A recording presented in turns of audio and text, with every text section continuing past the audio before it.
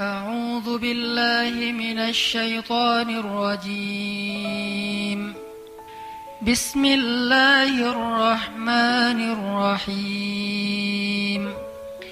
وما أصابكم من مصيبة فبما كسبت أيديكم ويعفو عن كثير وما أنتم بمعجزين في الأرض وما لكم من دون الله من ولي ولا نصير. Ya, ini adalah Surat Asy-Syura ayat 30 dan 31. Teman-teman yang dirahmati Allah Subhanahu wa taala, di ayat 30 Allah berfirman, "Wa ma asabakum mim musibatin fabima kasabat aydikum." Tidaklah kalian ditimpa dengan satu musibah kecuali itu karena dosa kalian sendiri. Sehingga para ulama mengatakan tidak ada satupun musibah di muka bumi ini, baik yang menimpa seseorang atau menimpa suatu kaum, kecuali penyebabnya adalah dosa. Gak ada satupun musibah, baik yang besar, bahkan yang paling kecil sekalipun, terjadi atau menimpa seseorang dan suatu kaum, kecuali penyebabnya adalah dosa. Sampai para ulama bilang, kalau misalnya saya, kata ulama, melihat dosa saya itu pada diri istri saya, kecuali gak punya istri ya, ngelihatnya kepada, jangan istri orang, bahaya. Saya melihat dosa pada diri istri saya. Contohnya gimana? Kalau misalnya ada kejadian atau istrinya ngambek, ada percekcokan rumah tangga, maka mereka akan mengatakan bahwa penyebab dari percekcokan itu adalah dosa. Bisa dosa suami, bisa dosa istri, bisa dosa kedua-duanya. Yang pasti dosa aja tuh.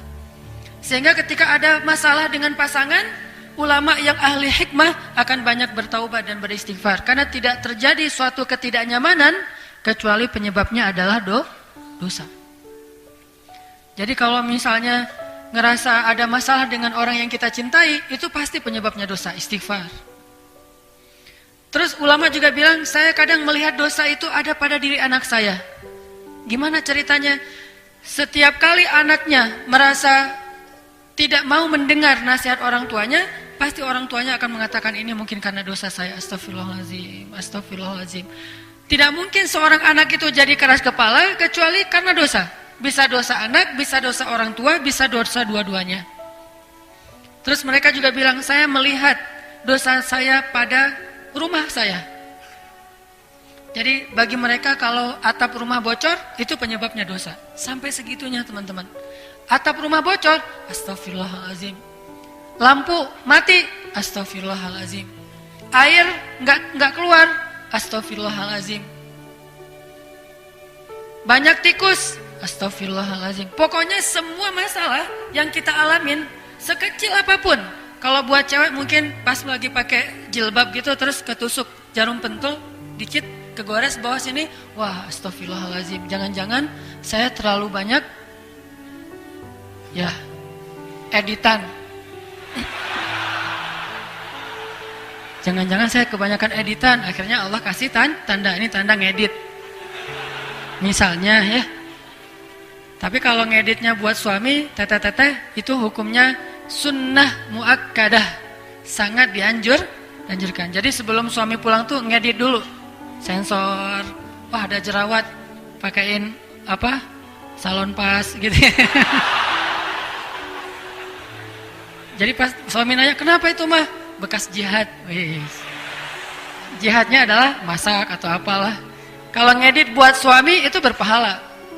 Kadang-kadang pakai jilbab kan ya, terus kena pentul. Astagfirullahaladzim, ini ada dosa nih. Sampai jerawat, astagfirullahaladzim, ini pasti karena dosa nih. Bukan karena kangen ya, tapi karena dosa. Ada jerawat satu, dosa satu. Dan ulama juga bilang, saya melihat dosa saya itu pada hewan ternak. Jadi kalau mereka lagi meras susu hewan ternaknya, mereka akan memperhatikan kalau air susunya lebih sedikit dari yang biasanya, pasti penyebabnya karena dosa. Karena para ulama itu sadar betul, dosa sangat erat hubungannya dengan kehidupan kita. Ngefek banget tuh. Sedikit kita bikin dosa, pasti akan terjadi dalam kehidupan kita sesuatu yang tidak nyaman.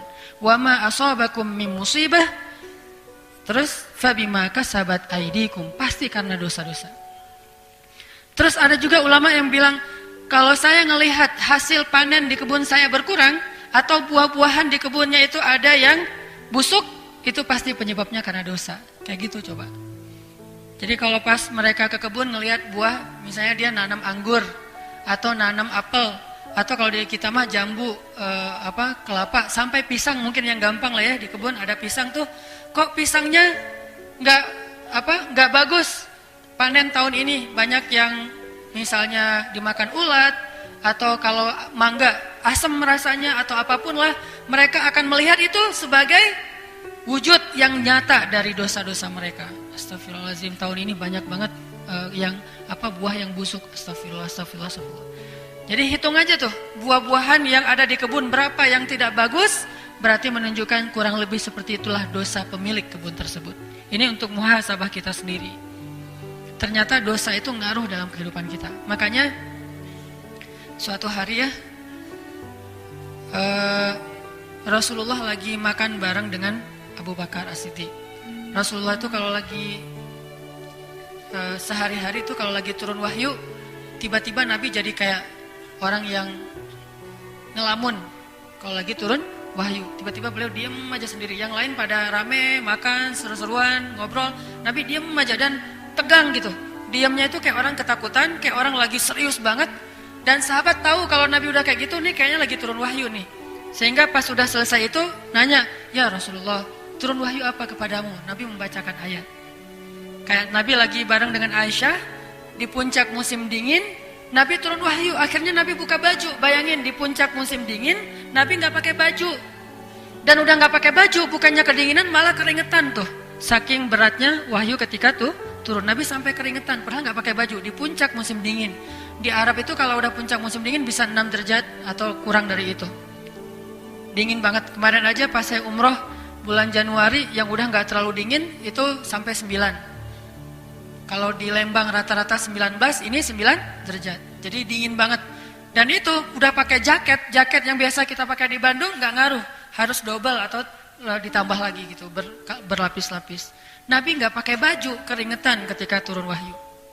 Nah, suatu hari Nabi lagi duduk makan dengan Abu Bakar.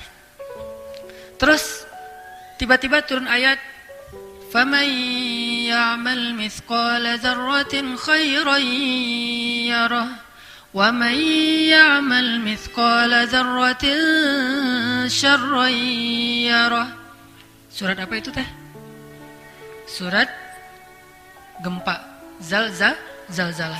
Siapa yang berbuat kebaikan mithqala dzarrah, sekecil zarrah, dia akan melihat efek dari kebaikan itu. Dan siapa yang membuat kejahatan sekecil zarrah, dia juga bakal melihat efek dari dosa itu. Lalu setelah wahyu turun, Nabi ngebacain ayat ini kepada sahabat. Abu Bakar lagi makan tuh. Tiba-tiba Abu Bakar berhenti makan, wajahnya pucat. Terus Abu Bakar bertanya, "Ya Rasulullah, kalau kita buat dosa sekecil apapun, kita akan melihatnya langsung?" Kata Nabi, "Ya, wahai Abu Bakar. Bagaimana ngelihatnya ya Rasulullah?" Kata Rasulullah, "Setiap kali kamu mendapatkan keburukan dalam hidupmu, itu adalah wujud dari dosa-dosa. Setiap kali kita ngalamin hari yang buruk, kejadian yang buruk, musibah yang tidak baik, maka itu pasti wujud dari dosa-dosa yang kita lakukan."